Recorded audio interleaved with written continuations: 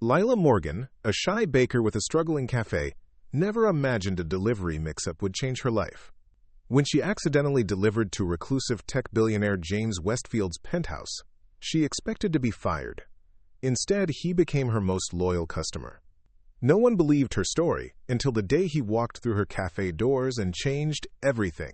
Before we jump back in, tell us where you're tuning in from, and if this story touches you, make sure you're subscribed, because tomorrow, I've saved something extra special for you. Today, Lila Morgan stood behind the counter of her small bakery, Crumbs Confections, tucked away on a quiet street in downtown Seattle.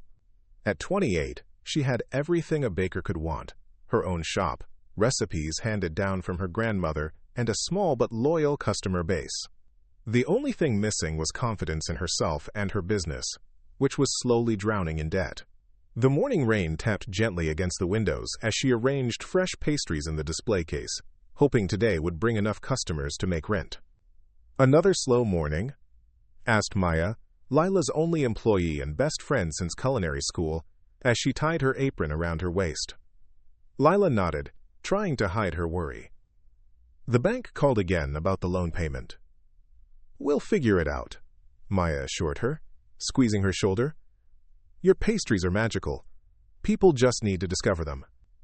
The bell above the door chimed, and both women looked up hopefully. A courier in a crisp uniform entered, looking slightly harried. "Delivery for Westfield Enterprises? I'm supposed to pick up a large catering order." Lila frowned, checking her order book. "There must be some mistake. We don't have any orders for Westfield Enterprises."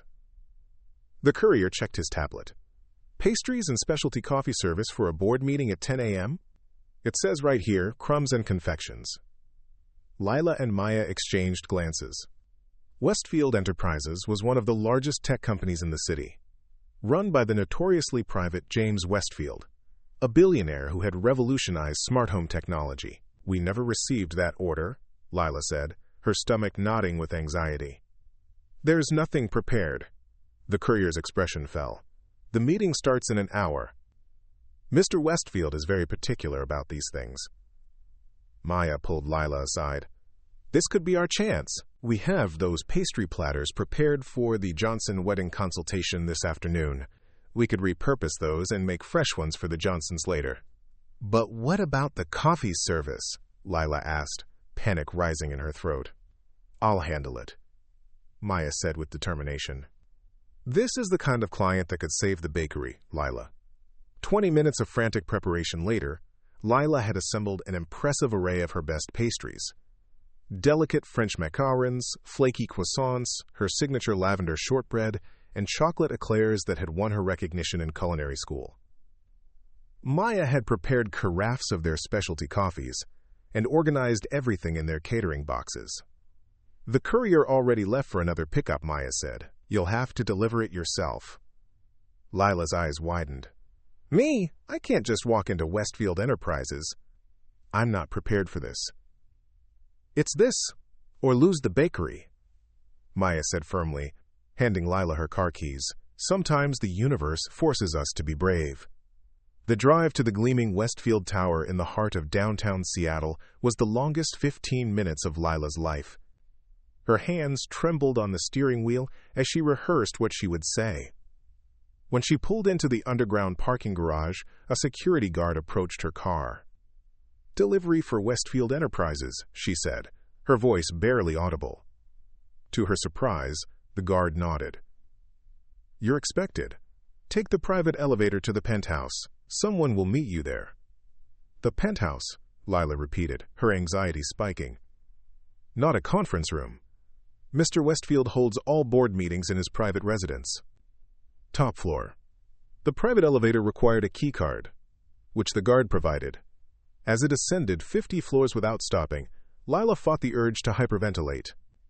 When the doors slid open, she found herself not in an office but in a stunning penthouse, with floor-to-ceiling windows overlooking Seattle and the Puget Sound beyond. A woman in an impeccable suit approached. "You must be from the caterer. You're late." "I'm so sorry," Lila apologized, struggling with the heavy boxes. "There was a mix-up with the order." The woman checked her watch. The board members arrive in 20 minutes. Set up in the dining area, please. Lila followed her through the minimalist, elegant space to a long table that could seat 20 people. As she arranged her pastries on silver platters she found in a cabinet, she couldn't help noticing the sparse, almost unlived-in quality of the penthouse. Despite its luxury, it felt cold, lacking any personal touches. Preparing and narrating this story took us a lot of time, so if you are enjoying it, subscribe to our channel. It means a lot to us. Now back to the story. What are these? The deep voice startled her so badly she nearly dropped a tray of macarons. Turning, she found herself face to face with James Westfield himself. At 36, he was younger than she expected, with intense gray eyes and dark hair, peppered with premature silver at the temples. His expression was unreadable as he studied the pastries. "These aren't from Laurence," he stated flatly. Lila's heart sank. Laurence was the most exclusive patisserie in Seattle, known for serving the city's elite. "No, sir," she admitted, her voice small. "There was a mix-up with your order. I'm from Crumbs Confections.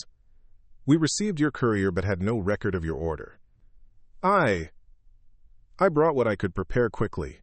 She expected anger, dismissal, perhaps even ridicule. Instead, James Westfield picked up one of her lavender shortbread cookies and took a bite. His expression shifted almost imperceptibly. "What's in this?" he asked. "Lavender from my grandmother's garden," Lila answered, surprised by the question. "I dry it myself. The recipe is a family secret." James took another bite, then selected a chocolate eclair. "And these?" "Dark chocolate ganache with a hint of sea salt and Madagascar vanilla bean in the pastry cream," she explained, watching in astonishment as he tasted it. "Your name?" he asked, his tone businesslike. "Lila Morgan. I own Crumbs Confections on Maple Street." James nodded once, then turned to his assistant, who had been watching the exchange with visible tension. "Cancel Laurent's account. We'll be using Crumbs Confections from now on." Lila stared at him, certain she had misheard. "I'm sorry?" "Your pastries are superior," he said simply. "I want them for all Westfield Enterprises functions moving forward. Can you handle that volume of business?" Lila's mind raced. This could be the financial lifeline her struggling bakery desperately needed. "Yes," she said, with more confidence than she felt. "Absolutely." "Good. Caroline will get your contact information. Now, if you'll—" "Excuse me, my board members are arriving." With that, he walked away, leaving Lila stunned. Caroline, his assistant, approached with a tablet. "I'll need a full menu of your offerings and pricing. Mr. Westfield typically orders for 3 board meetings per month, executive lunches twice weekly, and various client meetings.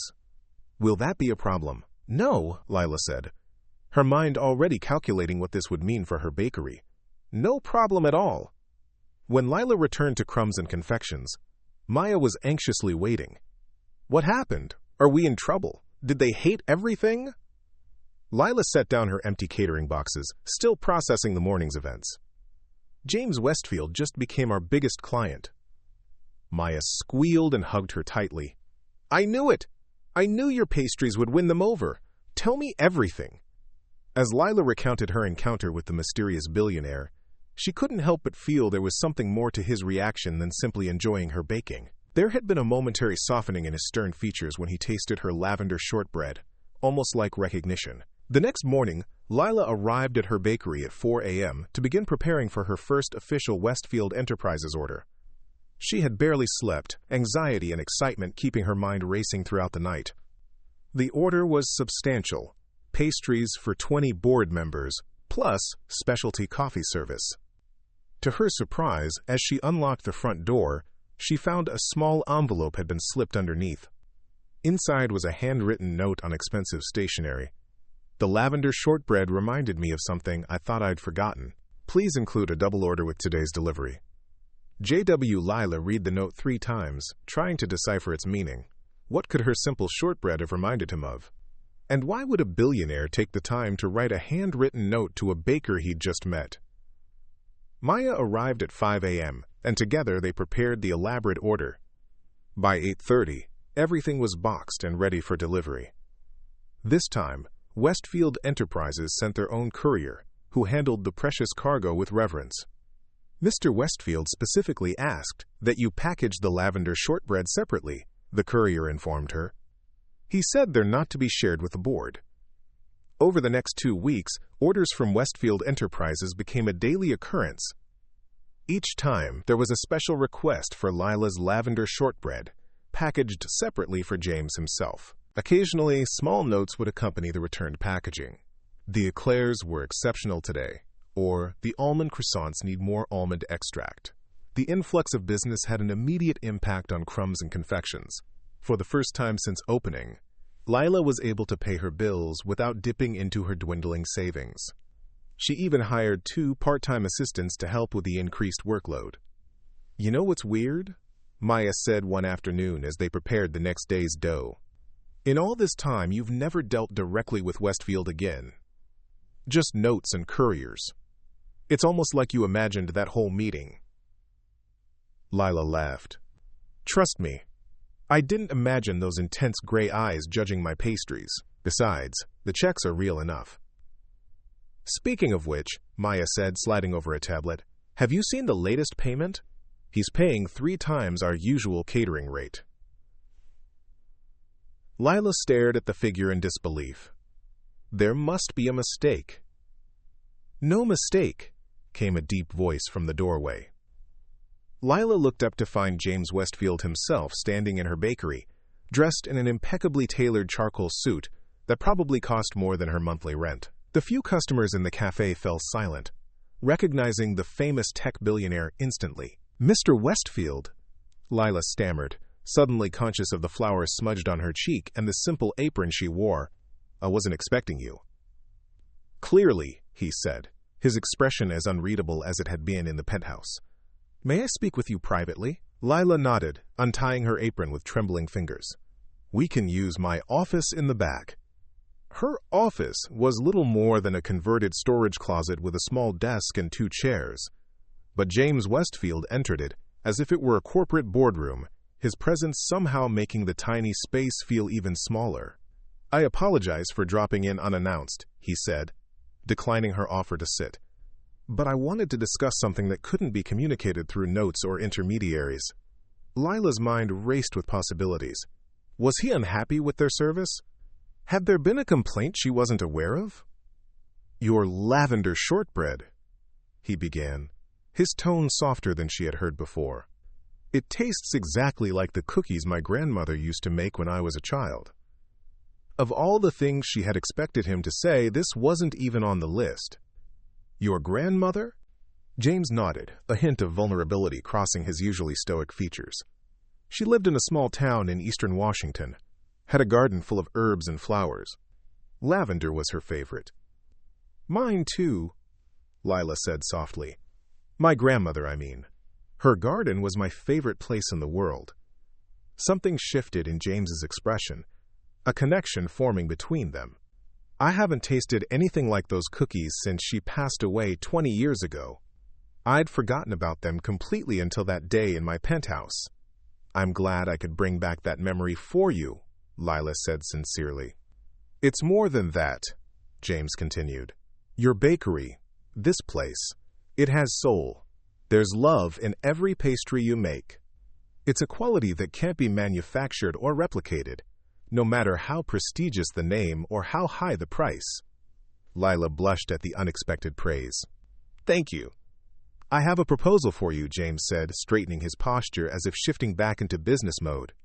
"Westfield Enterprises is hosting a major charity gala next month. 500 guests, including some of the most influential people in the tech industry. I want Crumbs and Confections to provide the dessert service." Lila's eyes widened. 500 guests? "Mr. Westfield, I'm flattered, but my bakery is small. We've never handled anything close to that scale." "I'm aware," he said. "That's why I'm prepared to provide whatever resources you need. Additional staff, equipment, transportation, name it, and it's yours." The opportunity was incredible, potentially life-changing for her small business. But something didn't add up. Why me? There are dozens of high-end catering companies in Seattle with experience handling events like this. James hesitated, and for a moment, Lila glimpsed something behind his business-like exterior. Loneliness, perhaps, or a yearning for something authentic in a world of corporate polish and pretense. Because when I bit into your lavender shortbread, for just a moment, I felt like I was 8 years old again, sitting in my grandmother's kitchen while she taught me that the secret ingredient in anything worth making is love.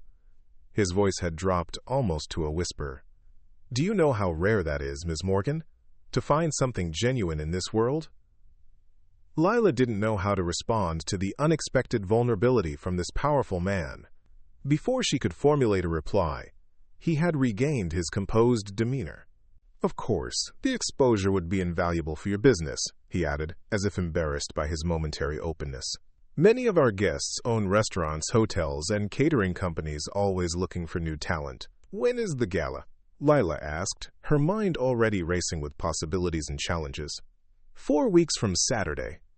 At the Westfield Foundation Art Museum. Lila took a deep breath. This was terrifying and exhilarating in equal measure. I'll need to consult with my team, but yes, we'd be honored to take on the gala. For the first time since she'd met him, James Westfield smiled, a genuine expression that transformed his serious face and made him look years younger. Excellent. My assistant will be in touch with the details. He reached into his jacket pocket and handed her a business card. This has my personal number. If you need anything at all, call me directly. As he turned to leave, Lila found her voice again. Mr. Westfield, may I ask you something? He paused at the door. Of course. Why did you come here today? You could have sent Caroline or another assistant with this proposal. James considered her question carefully before answering. Some things are too important to delegate, Ms. Morgan. Some connections too meaningful to entrust to intermediaries. With that enigmatic response, he was gone, leaving Lila staring at the business card in her hand. When she emerged from the office, the bakery was buzzing with excitement. Maya rushed over, eyes wide. Was that really James Westfield? The James Westfield? What did he want? Lila was still processing the encounter herself. He wants us to cater desserts for his charity gala. 500 people, Maya. Maya's jaw dropped. That's impossible. We can't possibly... He's offering to provide whatever resources we need, Lila interrupted. Staff, equipment, everything. But why us? We're nobody in the catering world. Lila thought about the vulnerable moment they had shared, the connection over grandmothers and lavender shortbread, and things made with love. I think he sees something in what we do that reminds him of home. The news of Crumbs Confections catering the Westfield Foundation Charity Gala spread through Seattle's culinary circles like wildfire.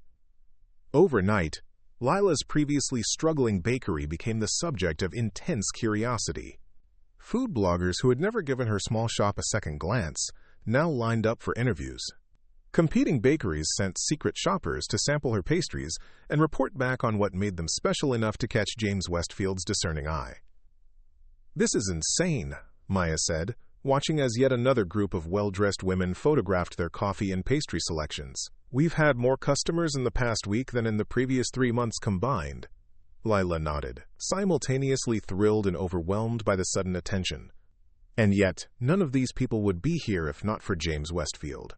Speaking of our mysterious benefactor, Maya lowered her voice. Have you called him yet?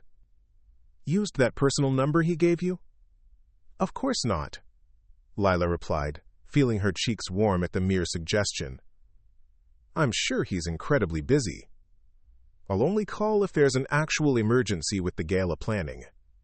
The truth was, Lila had memorized the number on his business card, had even picked up her phone several times intending to call, but always lost her nerve at the last moment.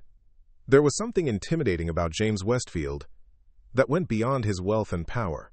It was the intensity in his gray eyes, the sense that he saw more in her simple pastries than anyone else ever had. Caroline, James's efficient assistant, arrived precisely at closing time that evening with a tablet and several folders. Ms. Morgan, I'm here to discuss the specifics for the gala. Mr. Westfield asked that I handle the logistical details personally. Lila led her to a table in the now empty café, where Maya joined them with fresh coffee. "I've been thinking about the menu," Lila began. "Since it's a standing reception, everything should be bite-sized and elegant." Caroline nodded approvingly. "Mr. Westfield mentioned you would understand the appropriate approach.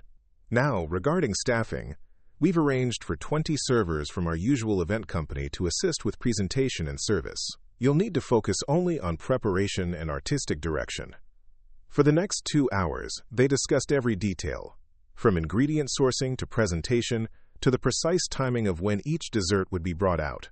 Lila was impressed by Caroline's thoroughness and slightly intimidated by the scale of what she'd agreed to undertake. "One last thing," Caroline said as she packed up her materials. "Mr. Westfield has requested that you personally visit the museum space tomorrow afternoon to familiarize yourself with the layout and kitchen facilities." "Of course," Lila agreed. "Will Mr. Westfield be there?" A knowing smile flickered across Caroline's usually composed features. "He's arranged his schedule specifically to meet you there at 3. After Caroline left, Maya raised an eyebrow at Lila. Well. A private tour with the elusive Mr. Westfield himself. "It's just business," Lila insisted, though her racing heart suggested otherwise. The Westfield Foundation Art Museum was housed in a renovated historic building downtown, its classical exterior concealing a stunning modern interior. When Lila arrived the following afternoon, she was directed through the soaring main gallery to a service elevator that took her to the event space on the top floor. The doors opened onto a breathtaking scene, a massive open space with floor-to-ceiling windows overlooking Elliott Bay and the Olympic Mountains beyond. The room was empty of furniture, awaiting transformation for the gala, but Lila could immediately envision how it would look, filled with Seattle's elite, soft lighting illuminating her dessert displays. "Impressive, isn't it?" Lila turned to find James Westfield watching her from across the room, his tall figure silhouetted against the panoramic windows. Today he wore a charcoal sweater rather than his usual suit, making him appear somehow more approachable. "It's beautiful," she admitted, walking toward him. "The views alone are worth the price of admission." "The foundation raised $12 million at last year's gala," James said, falling into step beside her as they walked the perimeter of the space. "This year's goal is $15 million. Every detail matters, including the desserts." "No pressure," Lila murmured, only half joking. To her surprise, James chuckled, a warm, genuine sound she hadn't heard from him before. "You wouldn't be here if I had any doubts about your abilities, Ms. Morgan." "Lila," she corrected automatically. "If we're going to work together on something this important, you should call me Lila." "Lila," he repeated, as if testing how the name felt. "Then you must call me James." He led her to the catering kitchen, a state-of-the-art facility that made her tiny bakery kitchen look like a child's playset. "Will this be adequate?" he asked, watching her reaction carefully. Lila ran her hand over the immaculate marble countertops, peered into professional refrigerators, and examined the industrial mixers and ovens. "This is a pastry chef's dream," she admitted. "More than adequate." "Good," James nodded. "Now, tell me your vision for the dessert service." For the next hour, they discussed her ideas, miniature versions of her signature pastries, dessert stations scattered throughout the venue, a show-stopping centerpiece featuring delicate sugarwork. James listened intently, asking thoughtful questions that revealed his own surprising knowledge of fine cuisine. "You know a lot about pastry for a tech CEO," Lila observed as they completed their tour. A shadow crossed James's face. "My grandmother didn't just bake cookies. She was a professional pastry chef before she retired to that small town in eastern Washington. I spent my summers with her until I was 14. "What happened when you were 14? Lila asked gently, sensing the unspoken pain behind his words. James turned to look out the windows, his profile sharp against the afternoon light. "She died. Cancer. After that, I lived full-time with my parents, who were more interested in my academic achievements than whether I knew how to make a proper pâté à choux." The vulnerability in his voice touched something in Lila. Without thinking, she placed her hand lightly on his arm. "I'm sorry. It sounds like she was very special to you." He looked down at her hand, then met her eyes with an intensity that made her breath catch. She was the only person who ever saw me as just James, not as an heir to the Westfield fortune or a prodigy who could code before he could ride a bike. He paused, seeming to realize he'd revealed more than intended. Much like your pastries showed me who you truly are. Before Lila could respond to this unexpected comparison, his phone buzzed. "Excuse me," he said, the moment broken as he checked the screen. "I have to take this." It's the foundation director about a donor issue. While James stepped away to take his call, Lila wandered back to the windows, trying to collect her thoughts. There was a depth to James Westfield that the business magazines and tech blogs never captured. A loneliness she recognized because she'd felt it herself after losing her own grandmother. When he returned, his professional demeanor was firmly back in place. "I apologize for the interruption. Do you have any other questions about the space or the event?" Lila shook her head, matching his return to formality. "I think I have everything I need to finalize the menu and presentation plan." "Excellent."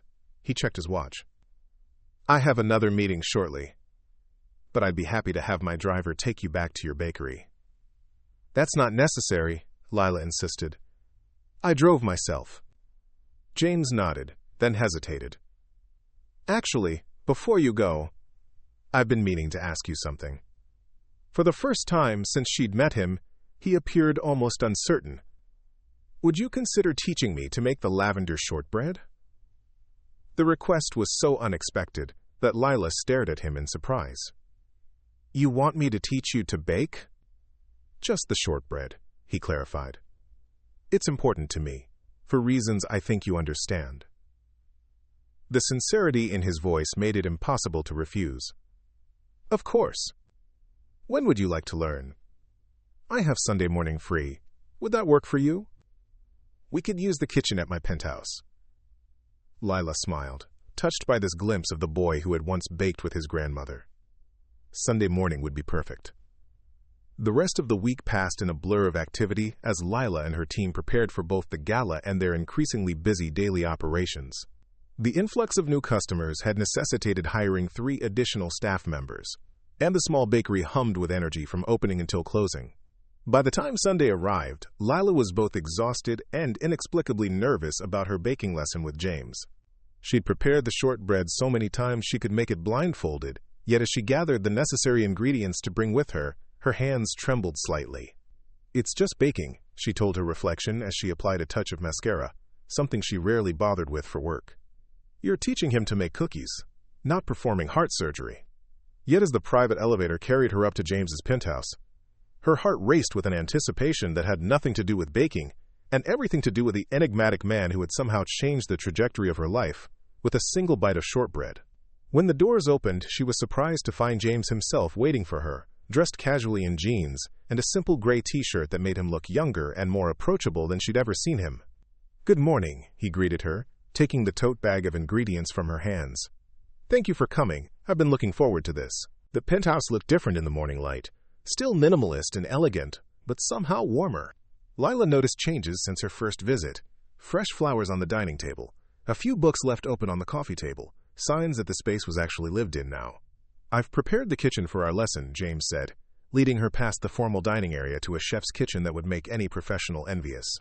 "I hope it has everything you need." Lila set out her ingredients on the massive island counter: flour, sugar, butter, salt, and most importantly, her carefully dried lavender buds. "This is the special ingredient," she explained, opening the small jar and allowing James to inhale the fragrant aroma. "My grandmother always said the secret was harvesting the lavender at exactly the right time, when the buds are formed but just before they open." "My grandmother said the same thing," James replied, his expression softening with memory. She had precise timing for everything in her garden. As Lila guided him through the process of making the shortbread dough, she was surprised by how quickly he picked up the techniques, his long fingers working the butter into the flour with natural skill. "You've done this before," she observed. James nodded. "A long time ago. It's coming back to me now." He hesitated. "After my grandmother died, I stopped baking entirely. It reminded me too much of her." "And now?" Lila asked gently.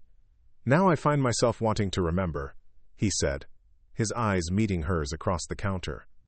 "Thanks to you." The intensity of his gaze made her cheeks warm. To cover her reaction, she focused on showing him how to properly incorporate the lavender into the dough. "The key is distribution," she explained. "You want every bite to have the perfect amount of flavor."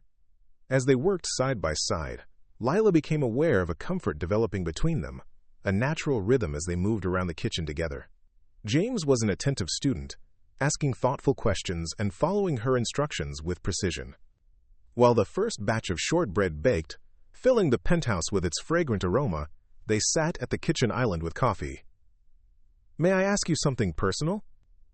James said suddenly. Lila nodded, curious. "Your bakery. It's exceptional. Your talent is obvious to anyone who tastes your work. Yet when I found you, you were struggling financially. Why?" The question stung slightly, but Lila answered honestly. "I'm a good baker, but a terrible businesswoman. I opened Crumbs Confections with inheritance money from my grandmother, but I underestimated how difficult it would be to stand out in Seattle's competitive food scene." She sighed. "I was too shy to promote myself properly, too afraid of rejection to approach high-end clients. If that courier hadn't mixed up the order that day, you would have found another way," James said with surprising conviction. "Talent like yours doesn't stay hidden forever." "That's kind of you to say," Lila replied. "But the reality is that my bakery was weeks away from closing before you came along. Your orders saved us." James considered this. "Then perhaps the universe conspired to bring your shortbread to someone who would appreciate its value." His tone was light, but his eyes were serious. "Just as my grandmother's kitchen was where I felt most seen and understood, your bakery creates that same feeling for others." "That's rare, Lila." "Rarer than you know." The timer dinged, saving Lila from having to respond to this unexpected insight. They removed the shortbread from the oven, the golden cookies perfectly baked, with just the right hint of lavender visible throughout. James took a bite of one while it was still warm, closing his eyes as the flavors brought him back to his childhood. When he opened them again, Lila was startled to see moisture there. "Exactly like hers," he said softly. "How is that possible?" "Some recipes are more than ingredients and instructions," Lila said, understanding his emotion completely. "They carry memories, connections to people we've loved and lost." They stood in silence for a moment, the shared understanding between them deepening into something neither of them had anticipated when this unusual friendship began. The moment was broken by the chime of the elevator. James frowned, checking his watch. "I'm not expecting anyone." Caroline stepped into the kitchen, looking apologetic for the interruption. "I'm sorry, Mr. Westfield, but there's an urgent situation with the Tokyo expansion. The development team needs your input immediately."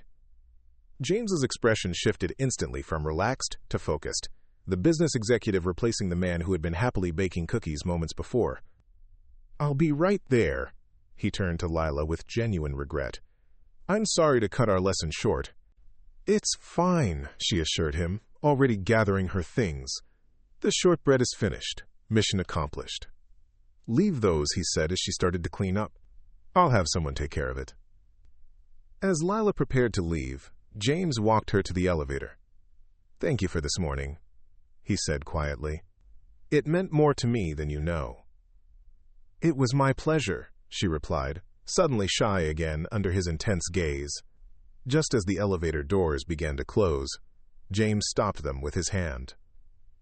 "The gala planning dinner is tomorrow night at Hotur. Caroline was going to call you, but since you're here, would you join us? 7 o'clock. The final details will be decided then." "Of course," Lila agreed, trying to ignore the flutter in her chest at the prospect of seeing him again so soon. "I'll be there." As the elevator carried her down to the lobby, Lila reflected on the morning's unexpected intimacy. James Westfield, the tech billionaire whose name appeared regularly in Fortune and Forbes, had shared memories of his grandmother with her, had allowed her to see beyond the polished exterior to the man who still missed the cookies his grandmother had baked for him as a child. The next evening, Lila arrived at Hotur, one of Seattle's most exclusive restaurants, 15 minutes early. She'd spent an embarrassing amount of time deciding what to wear, finally settling on a simple navy blue dress that Maya assured her was sophisticated, but not trying too hard.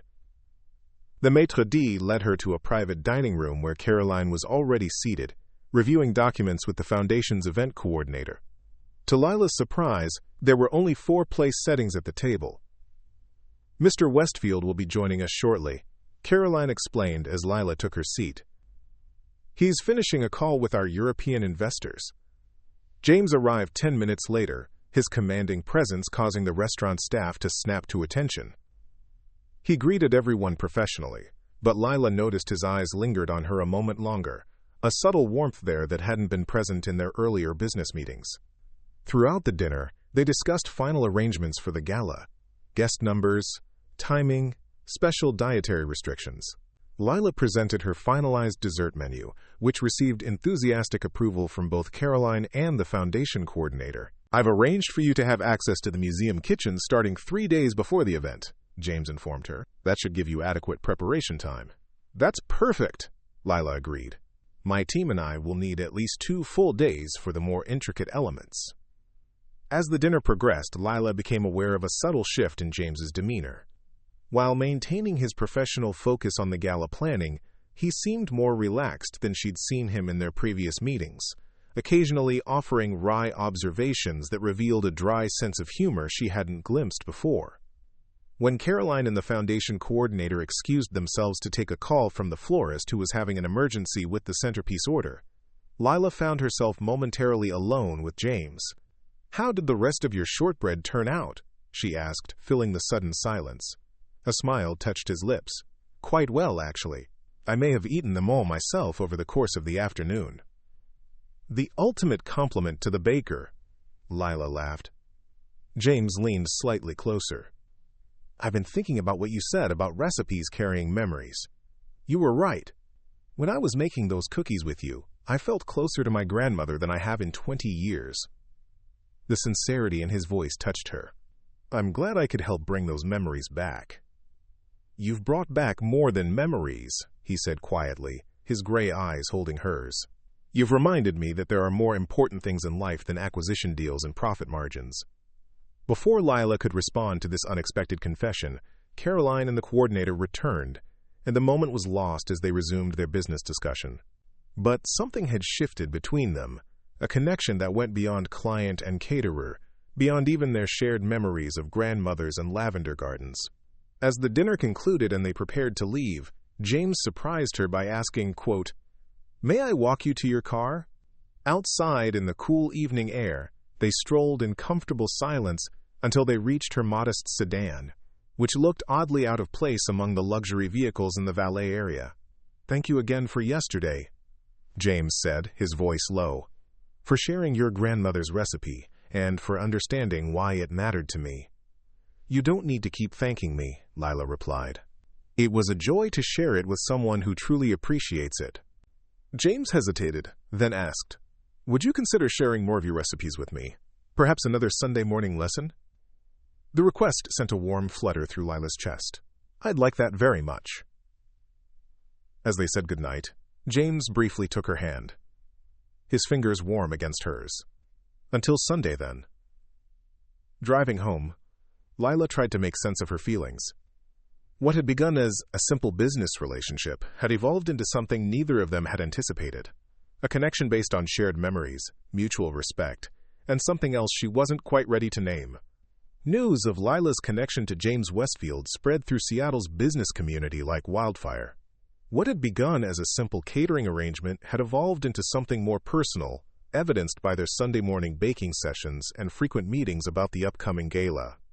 Speculation ran rampant, with gossip columns hinting at a romantic relationship between the shy baker and the tech billionaire. "Have you seen this?" Maya asked one morning, showing Lila her phone with the latest Society page headline. "Westfield's Sweet Spot. Tech Titan Falls for Local Baker." Lila groaned, setting down the piping bag she'd been using to decorate a wedding cake. "That's ridiculous. We're friends, maybe, but that's all." Friends who spend every Sunday morning baking together in his penthouse. Maya pointed out with a raised eyebrow. Friends who text at all hours about recipe ideas. Friends who walk arm in arm through Pike Place Market selecting ingredients together, as documented by at least 3 different paparazzi photographers last weekend. He was helping me carry bags of flour, Lila protested, though she knew the photographs had captured something more intimate than a simple shopping trip. The way James had smiled at her as she enthusiastically examined fresh berries at her favorite vendor's stall, the gentle guidance of his hand at the small of her back as they navigated the crowded market, the easy laughter they shared over coffee afterward. These moments had felt significant, meaningful in ways she wasn't ready to articulate. "Whatever you say," Maya replied skeptically. "Just know that the entire staff is rooting for you. It's like watching a real-life fairy tale unfold." Lila shook her head, returning to her work. "Fairy tales aren't real, Maya. And James Westfield lives in a different world than we do." Yet despite her protests, Lila couldn't deny that something was shifting between them. Their Sunday baking sessions had become the highlight of her week, extending beyond simple cooking lessons into hours of conversation about everything from childhood memories to favorite books to their shared love of classical music. James was different in those moments, more relaxed, more open, the weight of his corporate responsibilities temporarily set aside. Last Sunday, after they'd finished making her grandmother's cinnamon rolls, they'd ended up sitting on his terrace overlooking the Sound, talking until late afternoon. James had spoken about his parents' distant approach to parenting, how his grandmother's kitchen had been his only true refuge as a child, and how after her death, he'd channeled all his energy into building Westfield Enterprises, using work to fill the emotional void her absence had left. "Sometimes I wonder who I might have become if she had lived," he had confessed, his voice quiet against the backdrop of distant fairy horns. "If I might have chosen a different path." "What would you have chosen?" Lila had asked, drawn in by this rare vulnerability. James had looked at her then, his gray eyes thoughtful. Something creative, perhaps. Something that made people's lives better in tangible ways, not just through technology. Something more like what you do.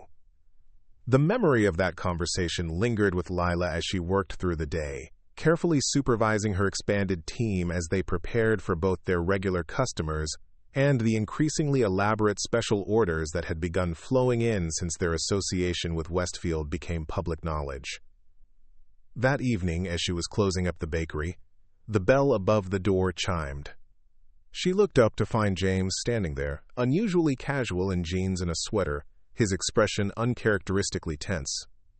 "James," she said in surprise, "I wasn't expecting you tonight." "I'm sorry to drop in unannounced," he replied, running a hand through his hair, a gesture she now recognized as a sign of stress. "I needed to talk to you about something important." Lila's heart skipped, anxiety immediately flooding her system. "Is there a problem with the gala plans?" "No, nothing like that." He glanced around the empty bakery. "May we sit?" They settled at a corner table, where Lila automatically poured him a cup of the day's last batch of coffee. "What's on your mind?" James took a deep breath. "I've just come from a board meeting. Henderson, my CFO, presented some troubling information about recent media coverage of our friendship. The gossip columns," Lila said, her cheeks warming. "I've seen them. I'm sorry if they've caused problems for you." "It's not the columns themselves," James clarified. "It's how they're being perceived by certain members of the board and major investors. There are concerns that I'm becoming distracted from the company's priorities." Lila felt a cold weight settling in her stomach. "Because of me?" James nodded reluctantly. Some of the old guard see any personal relationship as a potential liability. They're particularly concerned about the optics of my involvement with a small business owner whose company has benefited financially from Westfield contracts. "They think I'm using you," Lila stated flatly, the implication hitting her like a physical blow. "Some do," James admitted. "Others are more concerned that I'm using company resources to benefit a personal friend." The hesitation before the word friend spoke volumes about the ambiguous nature of their relationship. Lila sat back, her coffee forgotten. "What exactly are you telling me, James?" He leaned forward, his expression earnest. "I'm telling you that I don't care what they think." For the first time in years, I found someone who reminds me of what matters beyond quarterly reports and stock prices. He reached across the table, taking her hand, but I also need to be honest about the challenges we're facing. The warmth of his hand around hers was both comforting and confusing. What does this mean for the gala? Should I withdraw? Absolutely not, James said firmly. Your involvement in the gala was a professional decision based on the quality of your work, and I stand by it completely. But I wanted to warn you that there may be additional scrutiny at the event. Henderson and several board members will be watching our interactions carefully. So we should keep our distance, Lila concluded, trying to ignore the disappointment that accompanied the realization. James's fingers tightened around hers. In public, perhaps it would be wise to maintain a strictly professional relationship, at least until after the gala. And after? Lila asked, scarcely believing her own boldness. A slow smile spread across James's face, transforming his serious features. After the gala, I was hoping we might figure that out together. The implications of his words hung between them, full of possibility. Before Lila could respond, her phone buzzed with a text from Maya, reminding her about their early morning delivery for a corporate breakfast. I should go, she said reluctantly. We have a 5 a.m. start tomorrow. James nodded, releasing her hand. I understand, but before you go, Sunday morning? I still have much to learn about proper puff pastry technique. Lila smiled, relief and anticipation mingling in her chest. Sunday morning it is. The days leading up to the gala passed in a whirlwind of preparation. Lila and her team worked around the clock, creating delicate sugar sculptures, preparing bases for mousses and creams, and testing presentation ideas in the museum's kitchen. Despite the long hours and tremendous pressure, Lila found herself energized by the challenge, her creativity flowing in ways it never had before. James visited the preparation site daily, ostensibly to check on progress for the Foundation's signature event, but Lila noticed how his eyes followed her movements, how he found reasons to linger in the kitchen long after official business had been concluded. They maintained a careful professional distance during these visits, but the air between them crackled with unspoken connection. On the afternoon before the gala, as Lila supervised the final assembly of her showpiece, an elaborate croquembouche adorned with spun sugar and edible flowers, James appeared at her side. It's magnificent, he said quietly, his eyes taking in the towering creation. Even more impressive than I imagined. Thank you, Lila replied, carefully adjusting a delicate sugar butterfly, though I'm still nervous about tomorrow. 500 of Seattle's wealthiest and most influential people will be judging my work. They'll be amazed, James assured her. Just as I was the first time I tasted your lavender shortbread. He glanced around to ensure they weren't overheard. I have something for you. A gift for the gala tomorrow. He handed her a small box wrapped in simple white paper. Open it later, when you're alone, he suggested, his voice low. And know that regardless of what happens tomorrow night, meeting you has changed everything for me. Before she could respond, Caroline appeared with clipboard in hand, requiring James's input on a last-minute donor request. With a final meaningful glance at Lila, he followed his assistant out of the kitchen, leaving her holding the small package with trembling fingers. That night, exhausted after the final preparations, Lila finally returned to her small apartment above a bookstore in Capitol Hill. She showered, washing away the day's flour and sugar, then sat cross-legged on her bed and carefully unwrapped James's gift. Inside the simple white box was an antique silver locket on a delicate chain. When she opened it, she found a pressed sprig of lavender on one side and a tiny, handwritten note on the other. In elegant script, it read simply, "For the woman who reminded me how to taste life again." Tears pricked at Lila's eyes as she fastened the locket around her neck, the silver cool against her skin.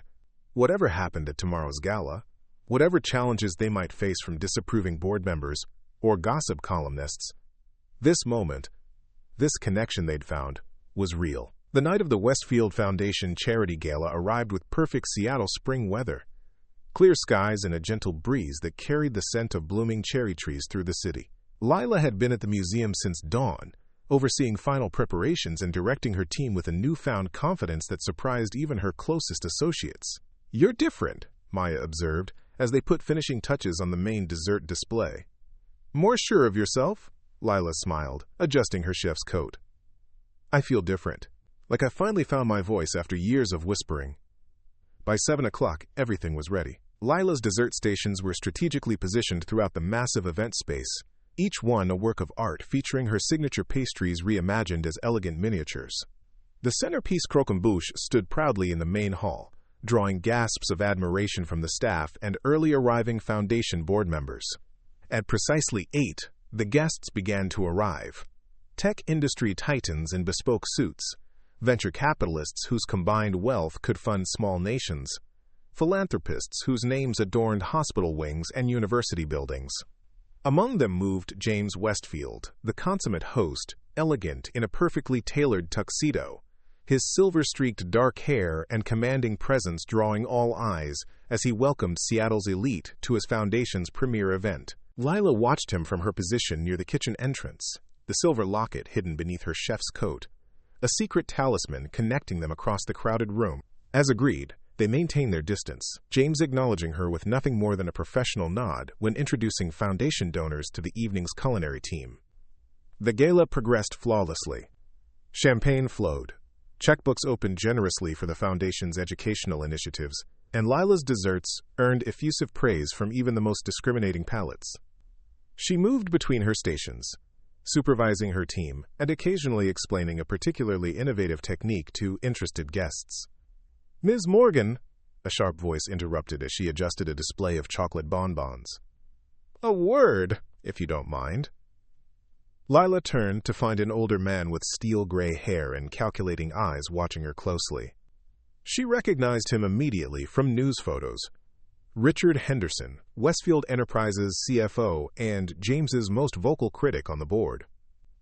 "Mr. Henderson," she acknowledged, maintaining her professional composure. "Are you enjoying the desserts?" "They're adequate," he replied dismissively, "though I question whether they justified the extraordinary expense James authorized for your services." Lila refused to be intimidated. The foundation requested the highest quality for their donors. "That's what we've provided." Henderson's smile didn't reach his eyes.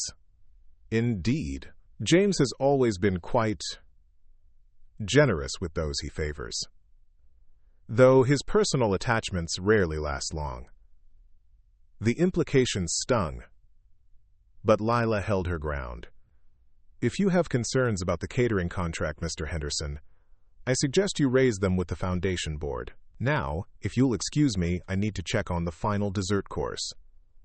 As she turned to leave, Henderson added quietly, "He'll tire of this phase, you know, playing at being an ordinary man fascinated by a simple baker. Eventually, he'll remember who he really is, a Westfield. And Westfields don't marry down." Lila froze, the word marry echoing in her ears. She hadn't allowed herself to think that far ahead, to imagine any future beyond their present connection. Gathering her composure, she faced Henderson again. "Mr. Henderson, with all due respect, you don't know me or what exists between James and myself. But I do know this. I was building a life I'm proud of before I met him, and I'll continue doing so regardless of what happens next. Now, please enjoy the gala. I hear the lavender shortbread is particularly good." With that, she walked away, heart-pounding but spine straight.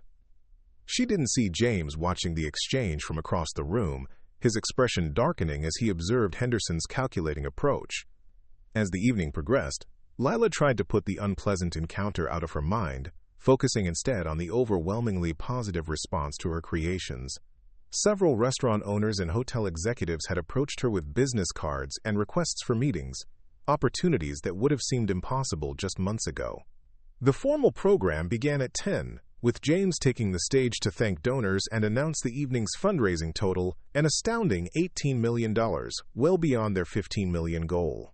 As applause filled the room, his eyes found Lila's across the crowd, a private moment of shared triumph amid the public celebration.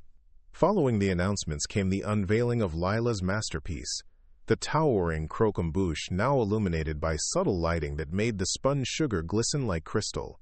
Guests gathered around, phones raised to capture the spectacle as servers began carefully dismantling it, offering the delicate cream puffs on silver trays. "A triumph, my dear," came a cultured female voice beside her. Lila turned to find an elegant older woman appraising both her and the dessert with equal interest. "Reminiscent of the great Parisian patisseries, but with your own distinctive touch." "Thank you," Lila replied, warmed by the genuine appreciation in the woman's tone. "I'm Elizabeth Westfield," the woman continued. "James's mother." Lila's eyes widened in surprise. James had mentioned his mother only in passing, describing a woman more interested in social position than emotional connection. The perceptive eyes studying her now, however, suggested greater depth than James had acknowledged. "It's an honor to meet you, Mrs. Westfield," Lila said, extending her hand. "Your son has been incredibly supportive of my work." Elizabeth took Lila's hand, but instead of shaking it, she turned it over, examining the baker's capable fingers with their traces of sugar and flour that no amount of scrubbing could completely erase. "These are working hands," she observed. "Like my mother's were." Before Lila could respond to this unexpected comment, Elizabeth continued, "My son has changed these past months. There's a lightness to him I haven't seen since he was a boy spending summers with his grandmother." Her penetrating gaze met Lila's. "I believe you're responsible for that change." "We've become friends," Lila said carefully, unsure of Elizabeth's intentions. "Friends," Elizabeth repeated with a knowing smile. "Is that what you call it?" Then allow this observation from someone who has watched James build walls around himself since he was 14 years old.